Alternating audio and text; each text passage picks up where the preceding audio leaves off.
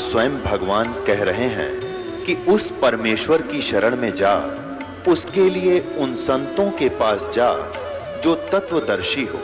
इसी प्रकार हजरत मोहम्मद को उनका अल्लाह कह रहा है कि कोई और पूर्ण परमात्मा है, उसको पाने के लिए उन तत्वदर्शी संत की तलाश कर।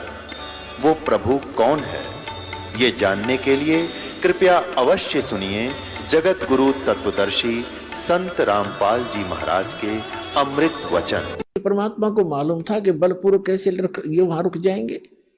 ये पहले वहीं ना रहा करते, गड्ढा करते, आप मरे यहाँ पर इस गंदे लोक में। यहां से तो उसने कहा कि ठीक है, परमात्मा ने कहा ठीक है, जो मेरा ज्ञान ग्रहण करे वो मेरा, ताकि निकट काल मत आना, कि जिसने लिया मेरा परवाना, ताकि निकट काल मत जाना, कि मेरे जिसने मेरा ग्रहण कर लिया नाम, मेरा ज्ञान, उसके निकट तुम मत जाना। तो उसने कहा, तो काल ने कहा था कि जो आपकी मर्यादा में रहेगा आपका, और मर्यादा तोड़ेगा तो मेरा ही है। वो तो अंडरस्टूड, इसमें कहने की जरूरत नहीं है फिर तो परमात्मा ने कहा ठीक है तथास्तु। जब परमात्मा ने ये सारा कुछ कह दिया और उसकी सारी स्वीकृति दे दी, तब एकदम रूप बदल गया और एकदम खड़ा हो गया। कहने लगा, जोग जीत जाओ संसारा, जीव न माने कहा तुम्हारा, जीव तुम्हारा कहा न माने, हमरी ओढ़ हो बाद बखाने। मैंने उनको ऐसी उल्टी पट्टी चढ़ा दी कि सब मेरे ही ज्ञान को ग्रहण किए हुए हैं, और कलयुग में तो उनकी ऐसी हालत कर दूंगा कि किसी को भी भक्ति योग्य नहीं छोड़ूंगा। देवल धाम और तीर्थ पुजवाऊं, देव धाम इनकी पूजा करवाऊंगा, या विद जीवों को भरमाऊं। अपने आत्मा, अभी परमात्मा का ज्ञान आपके ईव समझ में आवेगा।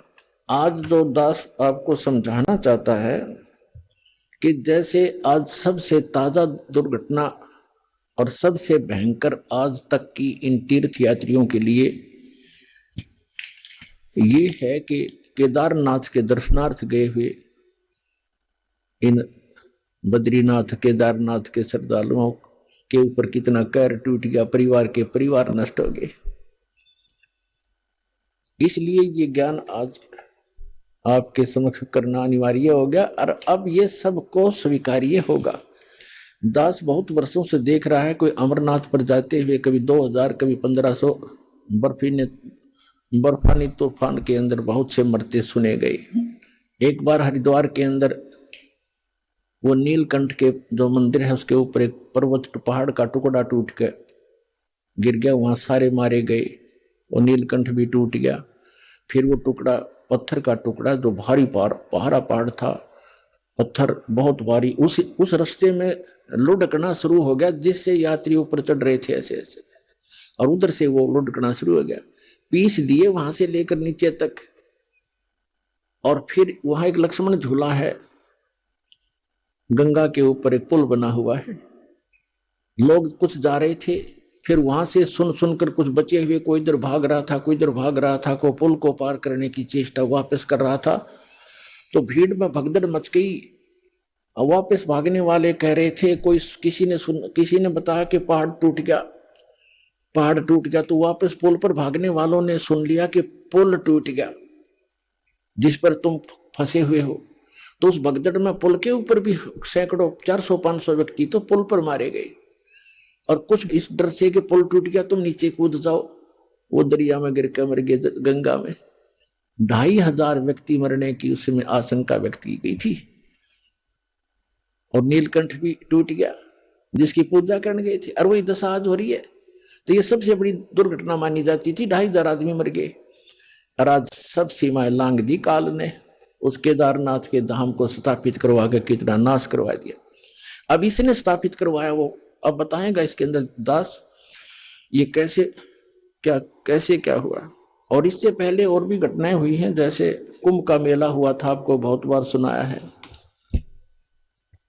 कुंभ का पर्व वहां हरिद्वार में हुआ था, 25,000 आपस में लड़के मर गए थे। तो पुण्यात्मा इस ज्ञान को अब सुनेंगे ये, ठीक है। जो बेचारे चले गए, मर गए, मृत्यु को प्राप्त हुए, उनका बड़ा दुख है, हमें बहुत बड़ा दुख है हमारे को। लेकिन अब इसका विकल्प ये है जो दास बताना चाहता है, और स्वयं परमात्मा ने भी बहुत बार आकर ये ज्ञान देने की चेष्टा की, लेकिन इन स्वार्थी और अज्ञानी हमारे धर्म गुरुओं ने परमात्मा के इस यथार्थ ज्ञान को हम तक नहीं आने दिया, और जिसका खामियाना आज तक भोग रहे हम। पुण्यात्मा, परमात्मा के ज्ञान को समझने के लिए आप जी ने थोड़ा सा धैर्य रखना पड़ेगा। इस सच्चे ज्ञान को सुनकर कई बेदक जाते हैं, तड़फ जाते हैं और कहते हैं ये कैसा ज्ञान सुना रहा है, ये सब भ्रमित कर रहा है रामपाल। लेकिन पुण्यात्माओं, भ्रमित तो हम पहले बहुत हो चुके हैं। पुण्यात्माओं, परमात्मा की वाणी जो है थोड़ी सी पढ़ के सुनाएगा दास साहब को, जो कबीर सागर के अंदर लिपिबद्ध है। क्या बताया है? बहुविध जीवन कीन पुकारा, काल देत है कष्ट अपारा, यम का कष्ट सहा ना जाई, हे परमेश्वर तुम हो सहाई। आए जहां यम जीव सतावे है, काल निरंजन जीव नचावे। चटक पटक करें जीवता भाई, ठाड बहे पुनता हम जाई। कहते वहां जीवों ने तपस्या के ऊपर हाहाकार मचाई, पुकारने लगे बुरी तरह कि हमसे इस काल का कष्ट सहा नहीं जाता, भगवान आप कहाँ हो, परमात्मा हमें बचाइए। तब चटक मटक करें जीवता भाई। तपस्या पर जैसे बड़ बूजा बुगड़े बुनता है, खील बुनता है, चावलों की पटक पटक होते हैं, वहां जीव ऐसे चटक पटक होकर के उनके अंदर से वासना निकालता है। चटक पटक जीव करे ता भाई, ठाड बहे ता पुन हम जाई। ठाडे वहां खड़े हो गए जाकर हम। मोहे देख जीव कीन पुकारा, हे साहेब हम लेहो उबारा। तब हम सत शब्द गोरावा, शब्द पुरुष शब्द से जीव तपत बुझावा। यम से छुड़ा ले वो तुम स्वामी, दया करो प्रभु अंतर्यामी। हमको काल से छुड़ा लो मेरे दाता, हे दाता हम पर दया करो। तब मैं जीवन कहा समझाई, जोर करूं तो मेरा वचन नसाई। इसने वचन लिया था कि जबरदस्ती करके बलपूर्वक ना ले जाना जीवों को। तो परमात्मा कहती है कि यदि मैं जबरदस्ती बलपूर्वक तुम्हें ले जा तो सकता हूं, एक सेकंड में इसके सारे किस ब्रह्मांड को समेट सकता हूं, लेकिन जोर करूं तो मेरा वचन नसाई। क्या बताते हैं? जब तुम जाय धरो जग नर देहा, तब तुम करियो शब्द स्नेहा। पुरुष नाम सुमरण सैदाना, बीरा सार गहो परवाना। मेरा ये दो सार नाम प्राप्त कर लेना, इतना धैर्य रखना, उस ज्ञान को सुनना। दे दरो सत शब्द समाई, तब हम सतलोक ले जाई। मानव शरीर प्राण प्राप्त करके जब तुम ये सत शब्द सतनाम प्राप्त करोगे, तब मैं तुम्हें सतलोक ले जाऊंगा। जहां आशा ता बासा होई, मन कर्म वचन सुमरियो सोई। जहां आशा ता बासा हुई। जैसे आप अंतिम समय में इस दृढ़ ज्ञान के आधार से इस भक्ति की तो कर ही रहे हो, आप भक्ति का धन तो आपका संग्रहित हो ही रहा है।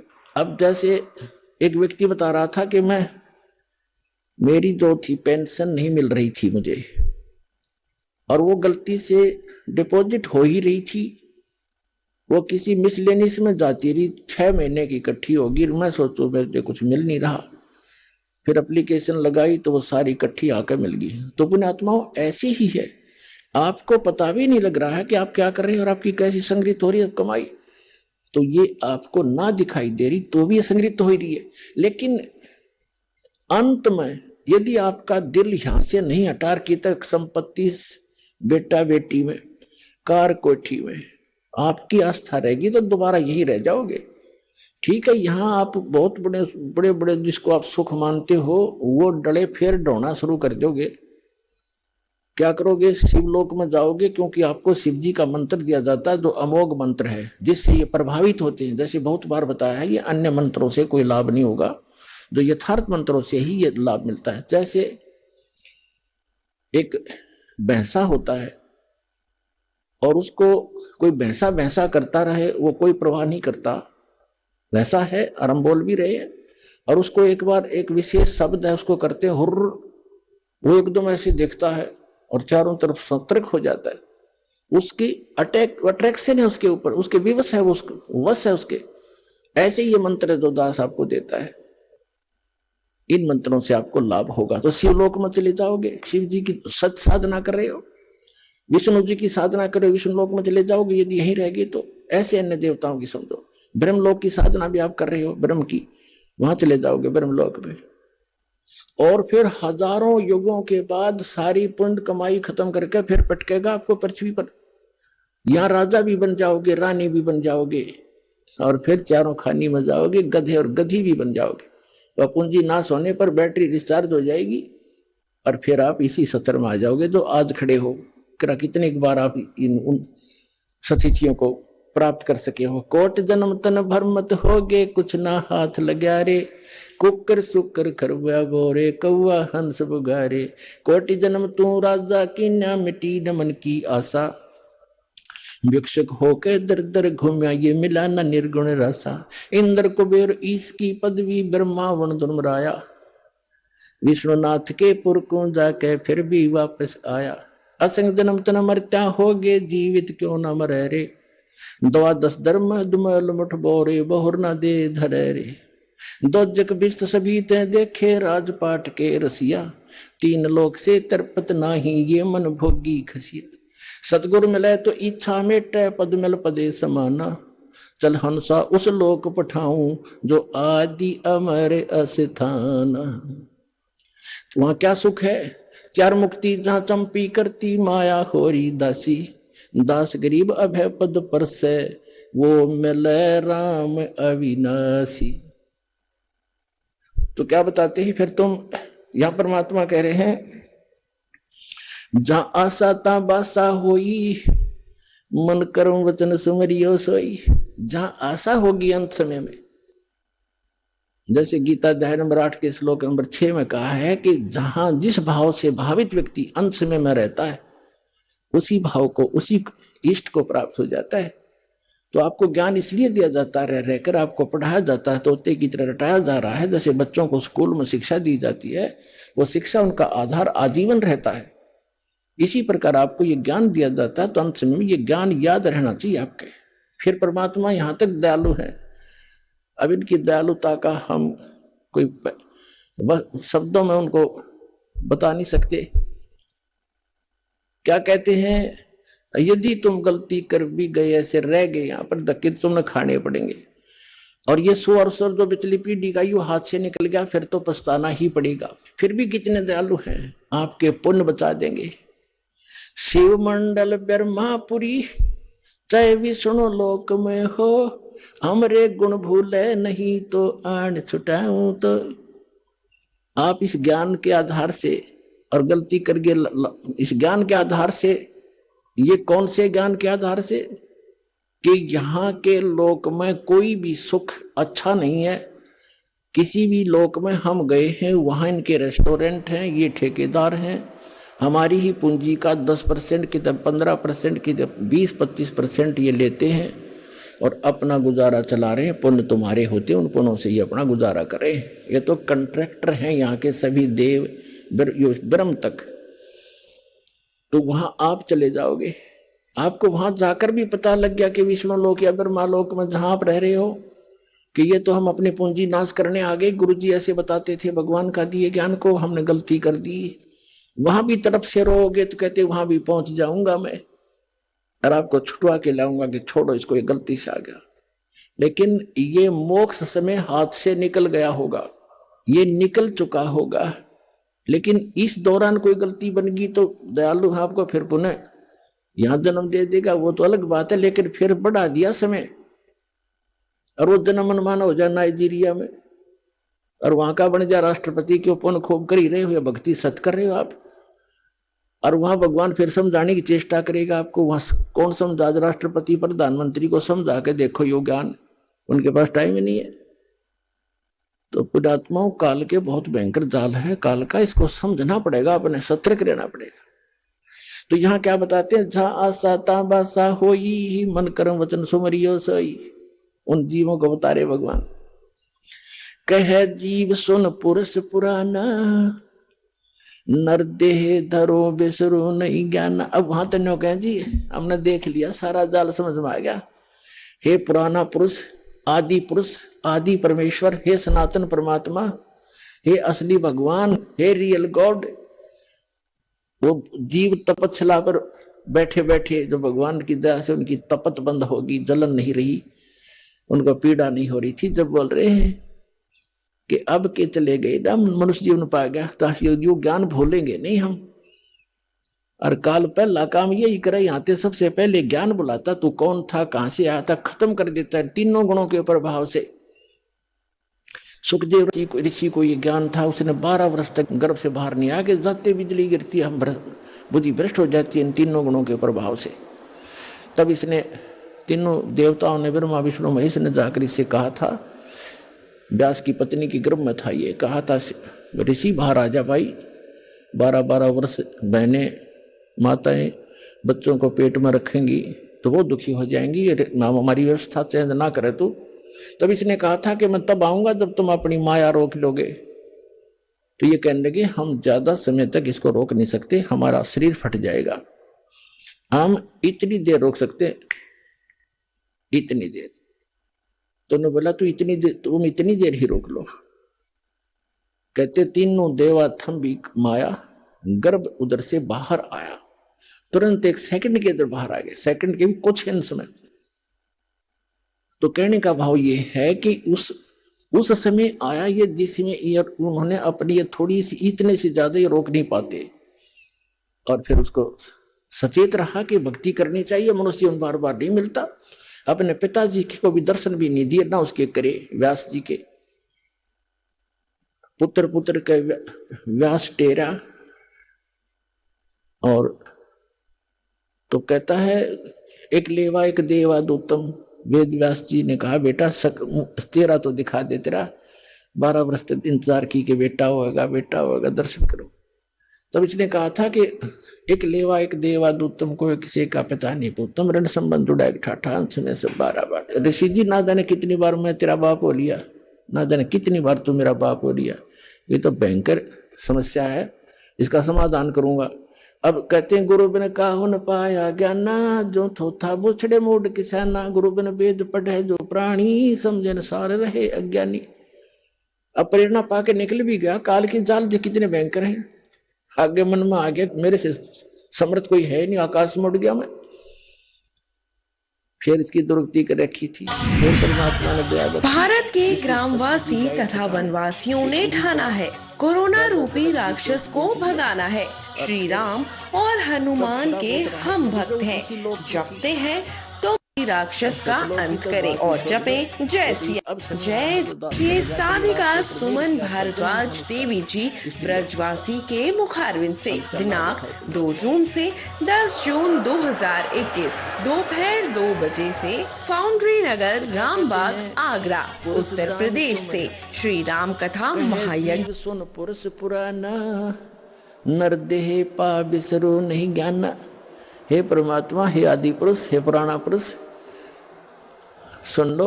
अब मनुष्य जीवन पा करके हम कभी भी परमात्मा की सत्य भक्ति और ज्ञान नहीं भूलेंगे, हम भ्रमित नहीं होंगे। फिर क्या बताते हैं, पुरुष जान सुमरा जमराई, वेद पुराण कहे समझाई। कहते हमने भगवान जान के इस काल ब्रह्म की पूजा की, वहां जाकर समझ में आई भगवान के ज्ञान से। और वेद पुराणों में जो भी हमें ज्ञान मिला, वेद और पुराणों के आधार से हमने इस ब्रह्म की साधना, काल की साधना की। पुरुष जान, पुरुष माने परमात्मा, जान सुमराई यमराई, यमराई माने यम काल, यम राजा, सुर नर मुनिजन वेद पुराण कहे मति एहा, निराकार से की जय नेहा। के सभी वेदों और पुराणों के ज्ञाता हमें यही बताते रहे, ज्ञाता माने जाने वाले ज्ञाता थे नहीं, वो कथित ज्ञाता थे कि निराकार की भक्ति करो। सुर नर मुनिजन 33 करोड़ी, बंधे सभी काल की डोरी। ताके मते हम कीन हम आशा, अब हमें चीन पड़ा यम फांसा। उसके उन बताए हुए लोक वेद दंत कथा के आधार से हमने ये आशा ला रखी थी। या के मते सुर नर मुनिजन 33 करोड़ी, बंधे सभी काल की डोरी। वो भी इसी की पूजा कर रहे हैं। और ताके मते उन्हीं के विचारों से कीन हम आशा, अब हमें चीन पड़ा यम फांसा। काल की फांसी अब समझ में आई हमारे। सुनो जीव यम छल यम केरा, ये यम फंद कीन गनेरा। काल अनेक कीनो, काल जार अनेक कीनो, जीव कारण ठाठ हो। और वेद शास्त्र पुराण स्मृति ये सभी रोके बाट हो। काल कहते हैं वेद शास्त्र और पुराण स्मृति अंत रोके बाट हो। अंत में ये सभी आपका रास्ता रोके बैठे, इस आधार से आप मोक्ष भी प्राप्त कर सकते हैं। जीव पड़े सब काल के, जीव पड़े बस काल के। और काल कराल पर चंडी, सत्य नाम चीन्हे बिना ये जन्म जन्म भव दंड। आगे फिर क्या बताते हैं? धर्मदास पूछो जो मोही, युग युग कथा कहूं मैं तो ही। जब ही पुरुष आज्ञा की ना, जीवन काज पृथ्वी पग दीना। यही प्रमाण तभी कर परिणाम, तभी पग धारा। पहुंचे जाए धर्म दरबारा। प्रथम चले जीव के काजा, पुरुष प्रताप शीश पर साजा। अपने आप को छुपाकर भगवान कह रहे हैं कि धर्मदास मैं परमात्मा की आज्ञा पाकर के यहां आया। आवत देख मिले धर्म अन्यायी, ये काल अन्यायी मुझे आता देखकर मिला। तिन पुनः हमसे राड बढ़ाई, इसने मेरे साथ झगड़ा ठाना जब मैं यहां आ रहा था।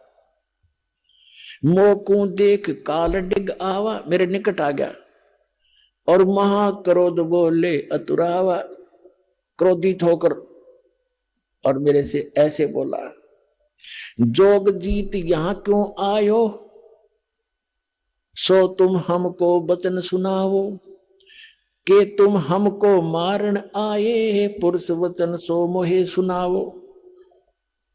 कि तुम हमको मारन आयो, जो पुरुष वचन हो मोहे सुनाओ। तो परमात्मा का कोई वचन आदेश लेकर है मुझे बताओ, या तो मुझे मारने आया है कि यहां से भी निकालने आया है मुझको। कबीर परमात्मा कहते हैं, तासो किन सुनो अन्यायी, जीव काज में जाऊं संसार सिधाई। जीवन के तुम बहुत भुलावा, बार बार जीवों को सतावा। पुरुष भेद तुम गुप्त कर रखा, अपनी महिमा प्रगट बाखा। कहते तुमने पुरुष यानी परमात्मा का भेद तो कति गुप्त कर दिया और अपने आप को भगवान सिद्ध कर लिया। तपतशिला पर जीव जराऊ, जार बार निज स्वाद कराऊ। इस तपतशिला पर जीवों को जलाता है, इनको जला और फूंक कर अपना स्वाद करता है। तुम अस कष्ट जीवन के दीना, ताते पुरुष मोय आज्ञा दीना। जीव चिताय लोक ले जाऊं, काल कष्ट से जीव बचाऊं। इसलिए परमात्मा ने मुझे आज्ञा दी है, यहाँ उसके बच्चे बहुत दुखी हो रहे हैं और इनको चिता कर, इनको सतर्क करके ज्ञान देकर यहां से निकालूंगा। ताते हम संसार ही जायब, और दे परवाना लोक पठाव। इसलिए मैं संसार में जा रहा हूं, उनको सत मंत्र देकर सतलोक भेज दूंगा। अमर करूं सतलोक पठाऊं, ताते बंदी छोड़ कहाऊं। बंदी छोड़ हमारा नामम, अजर अमर है अस्थिर ठामम। कहते हैं ताते हम संसार ही जायब, दे परवाना लोक पठायब। यह सुन काल भयंकर भय हो, हमको त्रास दिखायन लगी हो। ये सुन के काल भयंकर हो गया और मुझे त्रास दिखाने लगा। काल कहता है, 70 युग हम सेवा कीनी, राज पृथ्वी मोको दीनी। राज पुरुष ने मोको दीना, ये 70 युग मैंने तपस्या की और परमात्मा ने मुझे ये लोक दिया है। मैंने कोई नाच गा कर नहीं प्राप्त किया, अपनी तपस्या से प्राप्त किया है, भगवान ने दिया है। और तू यहां कैसे आ गया? 70 युग हम सेवा कीनी, ये राज बढ़ाई पुरुष मोहि दीनी। फिर 64 युग सेवा ठायो, अष्टखंड पुरुष मोहि देव। तब तुम मार निकारा मोहे, जोग जीत ना छोड़ू तो हे। कहते वहां से तूने हमें मार पीट कर भगा दिया था किसी ब्रह्मांड समेत सतलोक से, अब आप मेरे लोक में क्यों आ गए? मैं तुझे नहीं छोड़ूंगा। परमात्मा क्या कहते हैं कबीर साहब, जब तब हम कहो सुनो धर्मराया, हम तुम्हारे डर नहीं डराया। तेरे डर से मुझे कोई डर नहीं है। हम कह तेज पुरुष बल आही, अरे काल तब डर मोहे नाही। मेरे पास परमात्मा की दी हुई शक्ति है, तेरा मेरे ऊपर कोई असर नहीं होगा। पुरुष प्रताप सुमरते ही बारा, शब्द अंग ते काल ही सारा। धर्मदास जी को कह रहे मैंने सिमरण किया परमात्मा के दिए हुए उस मंत्र का, और काल को के अंग को कंडम कर दिया, उसके शरीर को कंडम कर दिया। तब तक संतृष्टि ताई पघेरा, श्याम लिलाट बह होते ही केरा। जब मैंने सिमरण किया ना, धर्मदास जी से कह रहे हैं परमात्मा कबीर जी कि मैंने सतनाम का और सौर नाम का सुमरण किया ना, काल का असली चेहरा सामने आ गया। काला माथा, काला शरीर, ओछा माथा, टेढ़ा सा माथा इसका, भयंकर सा। कैसे? तत्क्षण दृष्टिता पर हेरा, श्याम लिलाट बहोती केरा। पंख घात जैसे होए पखेरू, ऐसे काल मही पर हेरू। जैसे पक्षी की पंख कट जाती हैं, ऐसे वो काल पृथ्वी के ऊपर गिर गया। और करे क्रोध कुछ नहीं बसाई, तब पुन परे चरण अंतर आई। मेरे ऊपर बड़ा बड़ा क्रोध कर रहा है, जैसे पक्षी की पंख कट जाते हैं, फिर मेरे चरणों को आके पकड़ लिया।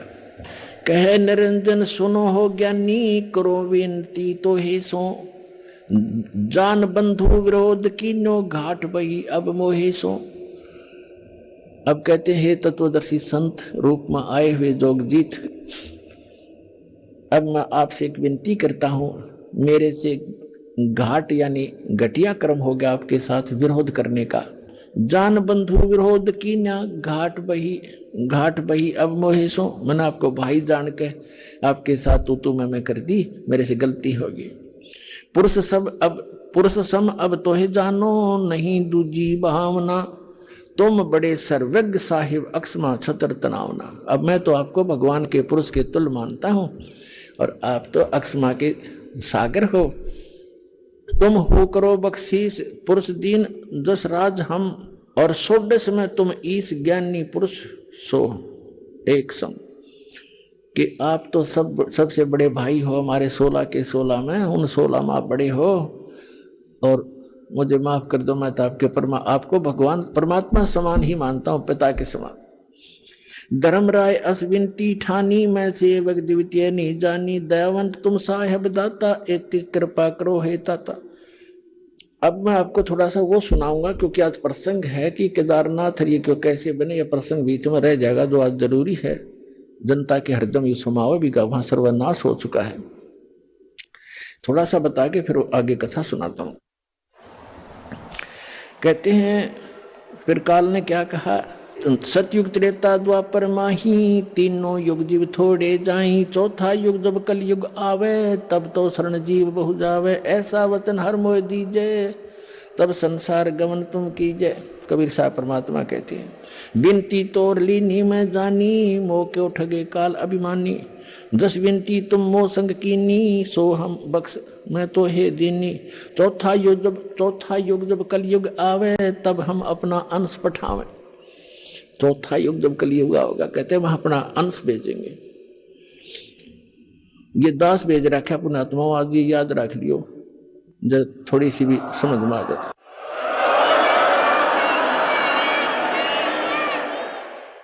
और जय परवाना दे है सत शब्द दे हाथ, जिसको वो नाम सत शब्द और सतनाम सार नाम दे देगा, सो जीव यम नहीं पावही सदा ताहे हम साथ। परमात्मा कहते हैं जो मेरे उस दास से नाम ले लेगा फिर वो उसको काल छेड़ नहीं सकता, प्रत्येक के साथ रहूंगा मैं उस बच्चों के। जी ही परवाना दे है सत शब्द दे हाथ, जिसको वो सत शब्द देगा उसके, और सो जीव यम नहीं पावे, काल नहीं पा सकता, सदा ताही हम साथ, उसके हम सदा साथ रहेंगे। अब काल क्या कहता है, हे साहेब तुम पंथ चलावो, जीव उभार लोक ले जाओ। वहां जाकर के आप करोगे ना ऐसा। अब ये क्या कहता है, पंथ एक तुम आप चलाओ, जीवों को सतलोक पठाओ। आप तो एक पंथ चलाओगे, परमात्मा ने कहा कि आगे बताएंगे। और काल कहता आप एक पंथ चलाओगे, यथार्थ पंथ, और इससे जीवों को मोक्ष कराओगे। और फिर मैं क्या करूंगा उस समय, कहता है द्वादश पंथ करूं मैं साजा, नाम तुम और अल करूं आवाजा। 12 पंथ चलाऊंगा और तुम्हारा नाम लेकर अमरलोक सतलोक सतलोक सतपुरुष की कथा सुना के, कबीर साहब परमात्मा कबीर साहब के गुण गा के, सतगुरु कबीर साहब के नाम से कहते हैं द्वादश पंथ करूं मैं साजा, नाम तुम्हारा ले करूं आवाजा। द्वादश पंथ नाम जो ले ही, वो मेरे मुख में आन समोई, और अनेक पंथ चलाऊं या विद जीवों को बरमाऊं। अब कहते हैं परमात्मा को कहता है काल के 12 पंथ तेरे नाम से चलाऊंगा। जैसे गरीबदास साहिब जी तक आपको कबीर सागर कबीर वाणी में दिखाया बहुत बार, आज इनमें भी दिखाएंगे सत्संग के दौरान। उसमें कहा कि कबीर साहब यानी चूड़ामणि से लेकर गरीबदास जी तक 12 पंथ हैं काल के। उसमें क्योंकि यथार्थ भक्ति नहीं है, महिमा परमात्मा की थोड़ी बहुत है, वो कबीर साहब को एज ए गॉड नहीं मानते। लेकिन गरीबदास जी जो थे वो पुण्यात्मा थी, उनको परमात्मा ने यथार्थ ज्ञान दिया था। उन्होंने अपने आंखों देखा एक कबीर एक गरीबदास ग्रंथ बनाया है, तो उनको आदेश था कि अभी किसी को ये बताना नहीं यथार्थ मंत्र। लिख जरूर दिया, लिख रखा उन्होंने, और ज्ञान भी सारा लिख रखा, पर वो कहीं कहीं टुकड़ों में लिख रखा। जैसे स्पेयर पार्ट्स की दुकान होती है, उसमें सारे मोटर के पार्ट होते हैं गाड़ी के। अब कोई कहीं रखा कहीं रखो, वो तो अपनी सुविधा अनुसार इंजीनियर ही उनको उठा उठा कर गाड़ी बना सकता है, अनजान को कुछ कर ही नहीं सकता। सारा सामान रखा है तो ये दास इंजीनियर बना के भेज दिया, राम नाम की गाड़ी बना दी आपके लिए। इन सदग्रंथों रूपी जेन्युइन जनरल स्टोर से इन पार्ट्स को उठा उठा के वो वास्तविक गाड़ी जो बनती है राम नाम की, वो बना दिया आपके लिए। अब क्या बताते हैं, जाओ कहते हैं द्वादश पंथ करूं मैं साजा, नाम तुम्हारा ले करूं आवाजा। द्वादश यम संसार पठाऊं, नाम तुम्हारे पंथ चलाऊं। ये 12 काल के अपने दूत भेजूंगा, इनके मुखिया होंगे। जैसे राधा स्वामी पंथ का मुखिया शिवदयाल जी था, इसका इनका कोई गुरु नहीं, सिर पैर नहीं कोई ज्ञान का। सतलोक और सतपुरुष की महिमा गावे, इसको ये नहीं मालूम सतनाम किसे कहते हैं, सतपुरुष किसे कहते हैं, सतसार शब्द क्या है और सतलोक क्या है, अटपट कर रखी है उसमें। और फिर भी उनके पीछे बौड़ी आत्मा चिपके बैठे है। तेरे की धिक्कार है ऐसे ज्ञान को, ऐसी बुद्धि को, ऐसे संत को।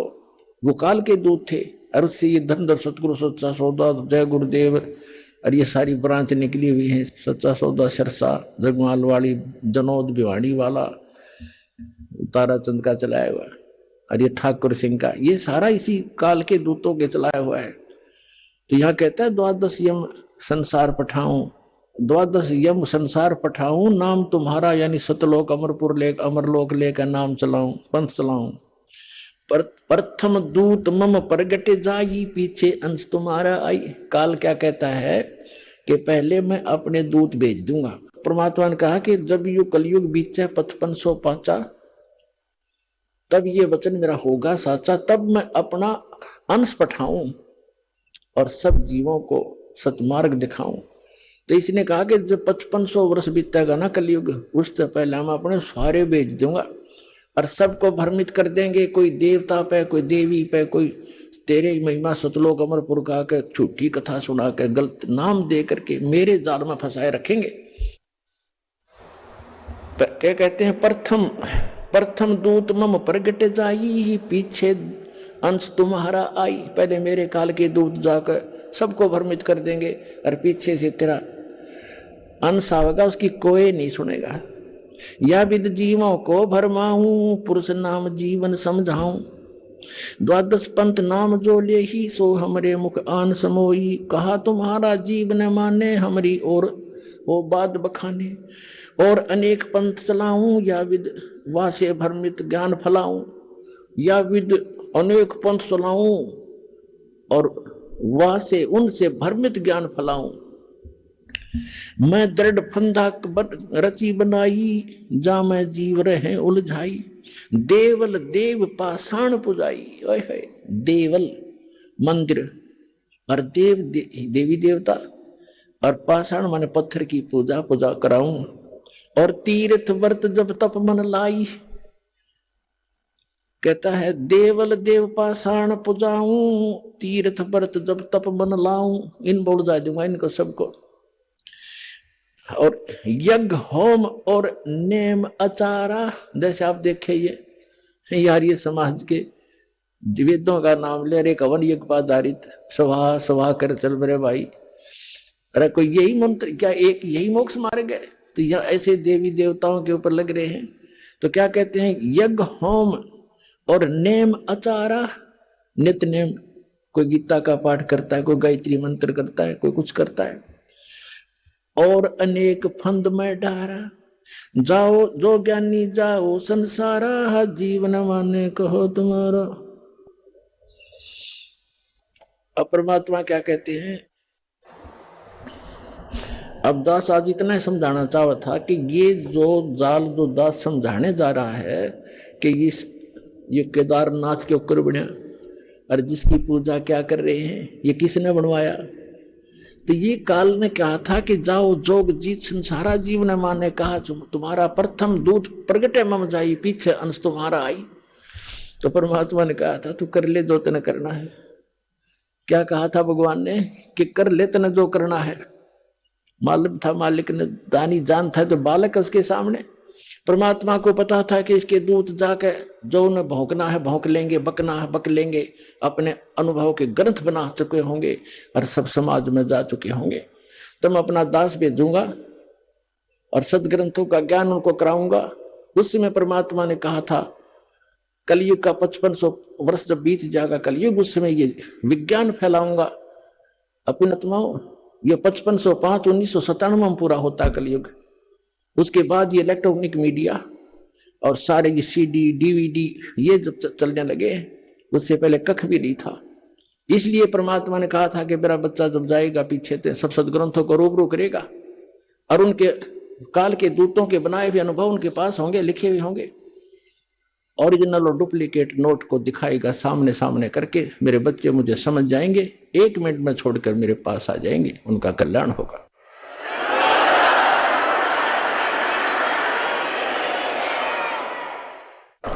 अब इसने क्या जुल्म कर रखा है, जैसे दास ने बताया और आपने इतिहास पढ़ा भी, हिमालय तीर्थ नामक पुस्तक में आचार्यों शंकराचार्यों द्वारा रची हुई है, केदारनाथ के द्वारा, उस सोसाइटी समिति के द्वारा प्रकाशित है, लिखी हुई है।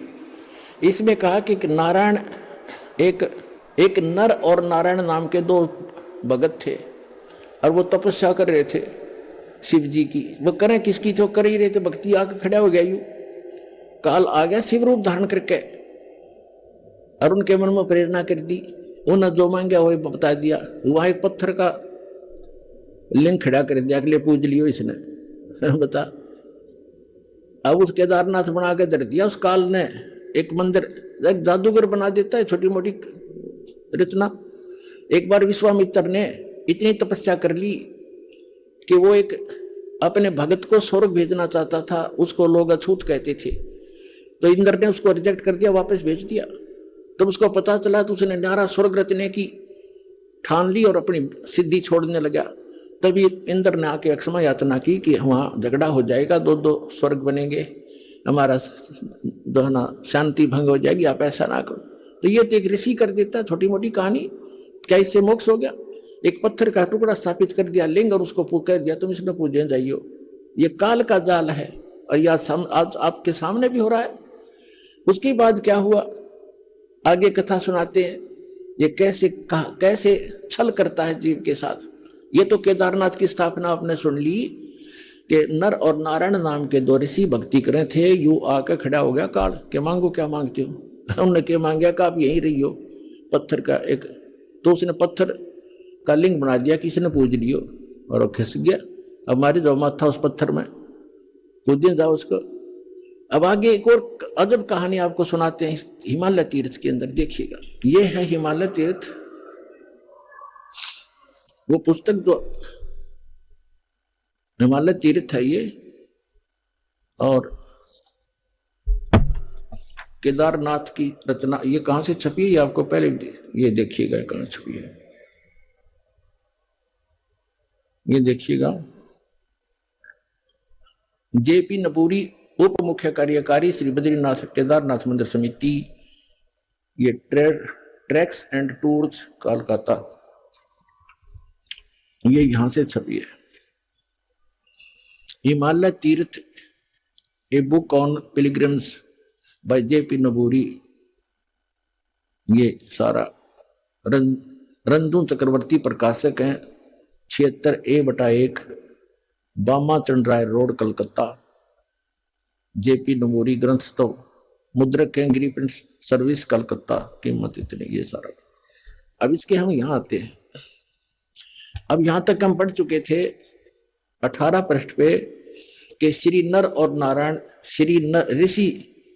और नारायण ने भगवान शिव को प्रसन्न करने के लिए बड़ी कठिन तपस्या की। इस तपस्या से तीनों लोकों में उनकी चर्चा होने लगी, जिसकी सभी लोकों में प्रशंसा होने लगी।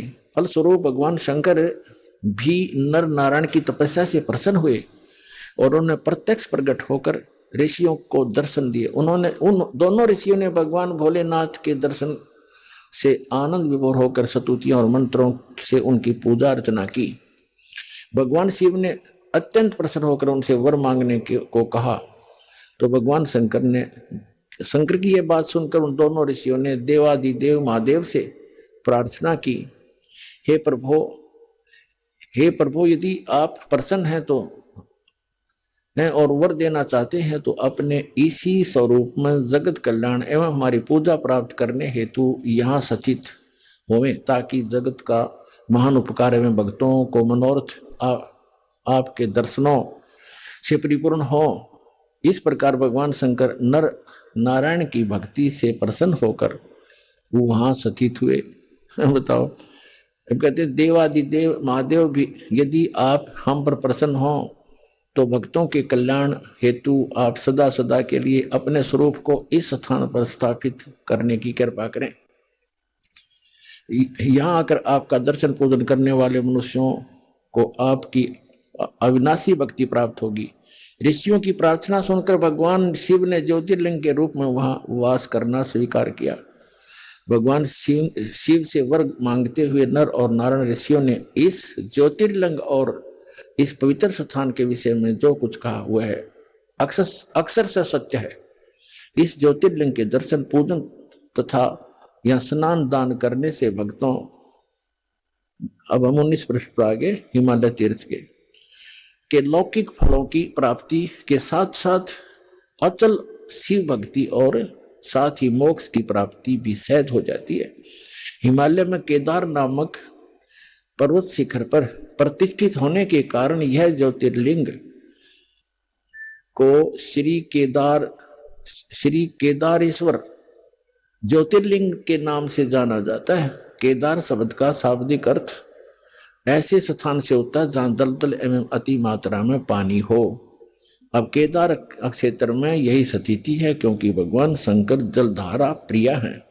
नर और नारायण ऋषियों के पश्चात अन्य ऋषि मुनि व भक्तों द्वारा यह ज्योतिर्लिंग पूजित रहा। तत्पश्चात महाभारत काल में पांडव गोत्र हत्या अर्थात महाभारत युद्ध में अपने भाई बंधुओं आदि की हत्या के पाप से मुक्ति हेतु यहाँ पर देवादिदेव महादेव की आराधना की द्वारा की गई।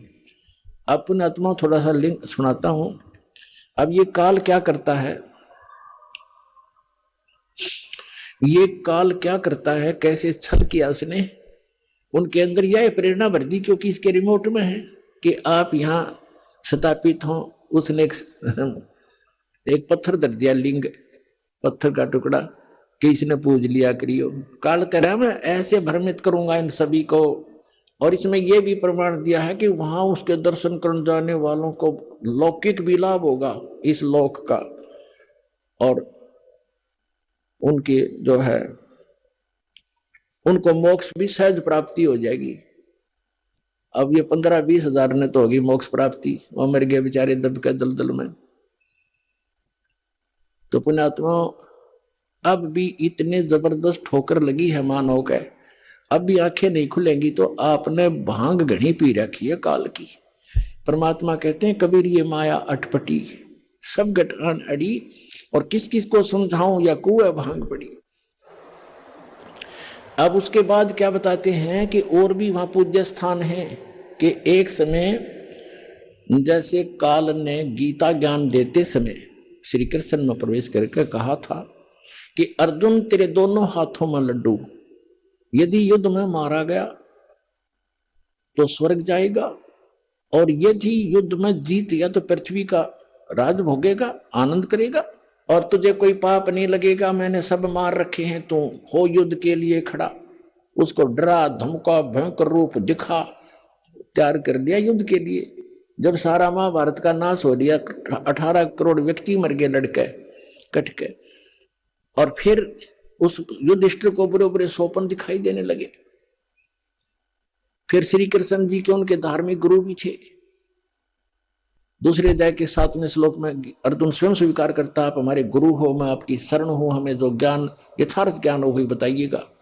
अब से जब श्री कृष्ण जी के अंदर काल नहीं था, जब दोबारा उनसे समाधान पूछने गए कि भाई कोई ऐसी क्यों, भाई की स्थिति क्यों होगी ऐसी, तब उन्होंने बताया कि तुमने जो महाभारत में, श्री कृष्ण जी ने बताया कि जो तुमने महाभारत में बंदूकघात किए थे, सेना मारी थी, वो दुख, वो पाप तुम्हें दुखी कर रहा है, उसके लिए यज्ञ करो। और वो सारा कुछ कर लिया। फिर क्या कहा, श्री कृष्ण जी की भी मृत्यु होगी, उसे तीर मार दिया था एक शिकारी ने भगवान श्री कृष्ण के पैर में। तब ये सभी पांडव वहां गए, तब श्री कृष्ण जी ने कहा कि तुम मेरे शिष्य हो और मेरे रिलेटिव भी हो, मेरी एक बात सुन लेना कि तुम सभी जाकर के हिमालय में जाकर गल जाना, वहां तपस्या करना, जब तक अंत ना हो तुम्हारे शरीर का, तुम्हारे पाप नाश हो जाएंगे जो तुमने महाभारत में किए थे, बंदूकघात किया था।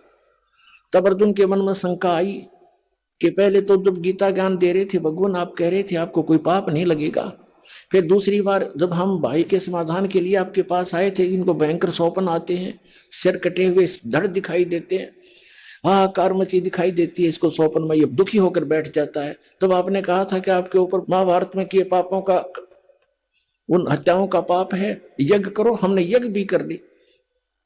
आज फिर आप कह रहे हो कि आपके ऊपर बंदूकघात का वो पाप है, हिमालय में जाकर के तपस्या करके गल मरो। भगवान आपने ये क्या किया हमारे साथ। तब श्री कृष्ण जी ने कहा कि अर्जुन, ये सूक्ष्म वेद में लिखा है कि मुझे नहीं मालूम मैंने गीता ज्ञान दाता देते समय क्या कहा था, लेकिन अब मैं जो बता रहा हूं ये करना पड़ेगा तुम्हें, और कोई विकल्प नहीं। इतना कह के प्राण त्याग गए। राज को अपने पोते को देकर परीक्षित को वो सारे के सारे वहां पहुंच गए जहां दास कथा दिखाने चाहता है। परमात्मा कहते हैं सूक्ष्म वेद में कि 5 पांडव गड़े हिमालय और 18 सोनी खा गया काल। 18 सोनी को खा गया काल। अरे 5 पांडव गड़े हिमालय, वहां जाके गड़ मरे हुए थे, अरे उन खा गया काल, पाप इनके सिर पर धर दिया और देखा गे जाके फिर इनका और नाश करवा दिया। वो क्या करवाया, अब पढ़ के सुनाता हूं। ये हम पढ़ रहे हैं हिमालय तीर्थ पुस्तक, इसके 18 पृष्ठ पे। ये हिमालय तीर्थ पुस्तक, इसके 18 पृष्ठ पे हम पढ़ रहे हैं। आगे ये क्या है, ये प्रकरण पहले मौखिक सुनाऊंगा, आसानी से समझ में आएगा जो पढ़ा जाएगा। इसमें क्या कहा है कि एक समय जब ये पांचों पांडव और द्रौपदी सहित वहां और कुंती सहित हिमालय में तपस्या कर रहे थे, तो क्या किया कि ये भगवान शिव आगे एक भैंस, दूध वाली भैंस का रूप बना के। आइए अब हम उन श्रद्धालुओं के अनुभव जानते हैं जो जगत गुरु तत्वदर्शी संत रामपाल जी महाराज जी से दीक्षा प्राप्त कर चुके हैं तथा उनके द्वारा बताए गए भक्ति मार्ग पर चल रहे हैं। सर नमस्कार। नमस्कार भगत जी। क्या नाम है आपका? धनीराम बैरागी। सर कहाँ से हैं आप? मैं जबलपुर से आया सर जी। ये जबलपुर कहाँ पे है? ये मध्य प्रदेश में है श्रीमान। सर संत रामपाल जी महाराज से नाम दीक्षा कब लिया आपने? करीब 2011 में लिया हूँ, दिसंबर 2011 में। संत रामपाल जी महाराज से नाम दीक्षा लेने से पहले आप क्या भक्ति साधना करते थे? कबीर साहब को और अन्य देवी देवताओं को सभी की मानते थे, शुरू से ही कबीरपंथी थे, लेकिन भक्ति जो है, भक्ति नहीं पूजा करते थे जी। मतलब जैसे है ना पूर्वज लोग करते आ रहे थे कबीर साहब की, ऐसे पूजा करते थे। सर आप एक बात बताइए कि आप पहले ही कबीरपंथी थे, पहले ही आप कबीर साहब जी को मानते थे और संत रामपाल जी महाराज भी कबीरपंथी है, तो आपने संत रामपाल जी महाराज से नाम दीक्षा क्यों ली? आप तो पहले ही कबीरपंथी संत से नाम दीक्षा ले रखी थी। कबीर साहब को हम लोग सतगुरु के रूप में मानते थे और इसके साथ साथ अन्य देवी देवताओं की भी पूजा करते थे। जो हम लोग को लाभ मिलना चाहिए वो नहीं मिलता था।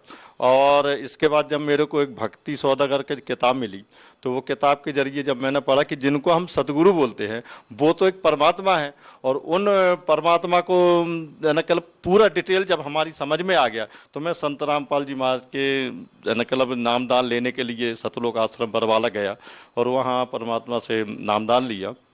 और उस नामदान लेने के बाद में फिर मेरे को जो शारीरिक कष्ट थे, है ना, क्या कष्ट थे आपको? मेरे शरीर में बहुत दर्द हुआ करता था, और ऐसा दर्द होता था कि रात में जब बच्चों से कचरवा लेता था, जब मेरे को है ना नींद आती थी। लेकिन जब से नामदान लिया तो मेरा वो दर्द जो है अपने आप ठीक हो गया। और क्या लाभ हुए आपको? और एक समय की घटना ये हुई कि मैं ड्यूटी के दौरान हम लोग ट्रेन पेट्रोलिंग जाते हैं और जहाँ पर हम रुकते हैं वहाँ हमको 3-4 घंटे का रेस्ट मिलता है रात में। तो उस जगह मैं सो रहा था बेंच पर। तो उस समय क्या हुआ कि 4 बजे करीब मेरे को 2 आदमी मेरे बाजू में आके हट्टे मोटे हट्टे कट्टे काले खड़े हो गए। और जैसे ही खड़े हुए तो मैंने उनसे पूछा, मैंने भाई कैसे खड़े हो? तो बोले मैं तुमको लेने आया हूँ। तो मैंने कहा मेरे को लेने आया, इसका मतलब मेरे को एकदम से सोचते समझने देर नहीं लगी, मैं समझा जी काल के दूध है और मेरी आ गई है ना के लिए लेने आया। तो मैंने खुशी खुशी कह दिया, मैंने कहा ठीक है आप ले चलो मेरे को। तो उसमें से एक व्यक्ति जो है मेरे पैर के पास चला गया और एक जो है तो मेरे सिर के पास खड़ा हो गया। तो सिर के पास वाला और पैर के पास मेरे को एकदम से ऊपर उठा लिया, अच्छा उचंगा उठा लिया। और इसके बाद जैसे ही उसने उठाया मेरे को, तो अब ये हुआ कि अब चलना है। तो चलते के पहले ये होता कि एकदम से मन में आया कि जय गणेश बोलो। तो ऐसा है एकदम से 1 सेकंड में ही हुआ कि नहीं, है ना, आत्मा ने बोला कि नहीं जय गणेश नहीं बोलो, जो गुरुजी ने मेरे को मंत्र दिया है उस मंत्र का जाप करूं। तो परमात्मा की दया से मैंने वो मंत्र का जाप किया और जैसे ही वो मंत्र एंड हुआ है मतलब, वैसे ही वो जो काल के दोनों थे वो मेरे को वहीं छोड़ के चले गए। नया जीवन दान मिला भगत जी मेरे को। इसके बाद पर मैंने उठ के बैठा और बैठने के बाद में बैठते ना बने मेरे से, तो हाथ है मेरा जी जो है ना, कुर्सी में मैंने बैठा तो हाथ जो है तो ये उठ नहीं रहा था, हिल नहीं रहा था। तो इस हाथ को मैंने इस हाथ से ऐसे उठाया तो ये गिर जाए। तो क्या हुआ कि मेरे को लगा कि कहीं ऐसा तो नहीं कि लकवा लग गया हो मेरे को। तो फिर से दोबारा फिर मेरे को याद आई कि वही जो मंत्र था, वो मंत्र मैंने फिर से है ना बोला और हाथ फेरा है ना कल अपने। तो वो कौन सा मंत्र सर? गुरु जी के द्वारा जो पहला मंत्र। कौन सा गुरु जी? परमात्मा सतगुरु रामपाल जी महाराज के द्वारा जो मंत्र दिया जाता है, वो मंत्र का जब मैंने जाप किया तो मेरा जो धीरे धीरे जो है तुरंत है ना कल मुझे हाथ भी ठीक हो गया और इसके बाद उठा खड़ा हुआ और चलने लगा। तो आज आपका हाथ सर कैसा है? वो बिल्कुल ठीक है, हाथ भी ठीक है, मेरे पैर भी ठीक है। मैंने मुंह भी देखा तो ऐसा लगा कि मुंह भी गड़बड़ कर रहा था। तो उस समय फिर मैं ना तुरंत गया, मैंने ना अपने साहब से बोला, मैंने कहा साहब मेरे को आश्रम जाना है परमात्मा के दर्शन करने, संत रामपाल जी के पास जाना है। तो श्रीमान जी ने मेरे को है ना किसी तरह जाने दिया और मैं उनसे जाके वहाँ पर फिर से है ना मतलब गलती मनाए कि जो गलती हो, क्योंकि मेरे को कहना कि कोई गलती हो गई होगी जो मेरे को काल ने जी मेरे को सजा दी है। तब से मैं अपने दृढ़ होकर और अपनी परमात्मा की सेवा में लगा हूँ। एक समय और इसके बाद में क्या हुआ कि काल ने फिर से है ना मेरे को मोटरसाइकिल में मैं चला जा रहा था, तो मोटरसाइकिल एकदम किच किच किच करके और एकदम से रुक गई। और जब गाड़ी हमारी मोटरसाइकिल रुक गई तो मैंने उसको खड़ी करके और उस गाड़ी को मैंने ऐसे देखा कि क्या हो गया, तो समझ में नहीं आया कि गाड़ी में हो क्या गया है। इसके बाद फिर मैंने उस सीट में हाथ ठोंका, तो संत रामपाल जी की दया से मैं गाड़ी में फिर बैठा और चला। करीब 1 महीने तक निकला उस गाड़ी में चलता रहा और किसी प्रकार को मेरे को शंका नहीं हुई। एक दिन क्या हुआ कि मैं उसमें पीछे का गाड़ी का मैंने ट्यूब बदलवाना था, गाड़ी खुलवाया। तो जब गाड़ी खुलवाया तो उसमें देखा तो सुधारने वाला था, बोले कि इसका जो वो होता है मतलब बेरिंग, तो बेरिंग पूरा टूटा हुआ था। तो उस दिन जो है उसका बेरिंग टूट गया था। तो मेरे को ये लगा कि परमात्मा रामपाल जी साहब जो है 1 महीना तक मेरे को टूटी हुई गाड़ी में चढ़वाए। फिर बहुत है ना मतलब अपने आप मैंने सोचता रहा कि मैं उस समय क्यों नहीं बनवा लिया। और परमात्मा रामपाल जी साहब मेरे को इतना सहयोग किए हैं कि मैं उनको जिंदगी भर है ना जब तक मेरा ये जीवन है और उनकी ही शरण में रहेगा। क्या काम करते हैं? मैं पुलिस विभाग में हूँ और वर्तमान। बड़े आश्चर्य की बात है कि आप पुलिस विभाग में हैं, जबकि ये कहा जाता है कि आपने बड़े ही सोच समझ के बहुत ही छानबीन के बाद संत रामपाल जी महाराज से नाम दीक्षा ली होगी, क्योंकि आप पुलिस वाले हैं और पुलिस वाले जो भी काम करते हैं वो पूरी छानबीन करने के बाद करते हैं। तो क्या आप मानते हैं कि किसी संत के आशीर्वाद देने से, भक्ति करने से इस तरह के लाभ मिल जाते हैं, शारीरिक बीमारियां दूर हो जाती है, लोग नशे से दूर हो जाते हैं? क्या ये मानते हैं आप? जी हाँ, मेरे भी है ना तम्बाकू खाता था और परमात्मा सतगुरु रामपाल जी महाराज की दया से मेरा है ना तम्बाकू का नशा छूट गया। और भी है ना मेरे जो दुर्व्यसन हैं रहे हैं उस समय पुलिस विभाग में रहते हुए, वो दुर्व्यसन है ना मैं बिल्कुल है ना क्लब त्याग दिया हूँ और बढ़िया है ना क्लब परमात्मा के बंदी छोड़ सतगुरु रामपाल के द्वारा दिए गए है ना जो नियम है उनका पालन करता हूँ मैं। सर, आप भगत समाज को क्या संदेश देना चाहेंगे? आप एक पुलिसकर्मी हैं और आपने बहुत सोच समझ कर ही संत रामपाल जी महाराज से नाम दीक्षा ली है। सर क्या है कि जब अपन को ज्ञान हुआ, परमात्मा सतगुरु रामपाल जी महाराज ने अपने शास्त्रों को जो हम सुनते थे कि 4 वेद 6 7 18 पुराण होते हैं, इन शास्त्रों को उनने खोल खोल के पढ़ा और हम सबको ज्ञान कराया। तो जो जिनको ये चीज पसंद नहीं आई है ना, सत्य कड़वा होता है, जब सत्य कड़वा है तो वो सत्य को सहन नहीं कर पाए और उन्होंने षड्यंत्र के तहत हमारे गुरु रामपाल जी महाराज को बंद करा दिया जेल में। जो लोग ये कहते हैं कि संत रामपाल जी महाराज के जो अनुयायी है वो अंध भक्ति के तहत संत रामपाल जी महाराज से जुड़े हुए हैं क्योंकि वो शिक्षित नहीं है, आप अपने आप में एक जवाब हैं, क्योंकि आप पुलिसकर्मी होने के साथ साथ संत रामपाल जी महाराज के अनुयायी भी हैं। सर, आप उन लोगों को क्या कहना चाहेंगे? मैं तो यह कहता हूँ कि परमात्मा रामपाल जी साहब के प्रवचन आते हैं टीवी में और उनके द्वारा मोबाइलों में, किताबों में जो भी ज्ञान होता है वो ज्ञान को सुने और समझें। और यदि नहीं आता है तो उनमें जो नंबर दिए जाते हैं उन नंबरों से आप चर्चा करके और परमात्मा सतगुरु रामपाल जी महाराज की शरण में आए और अपना मोक्ष करवाएं। बहुत बहुत धन्यवाद जी, नमस्कार।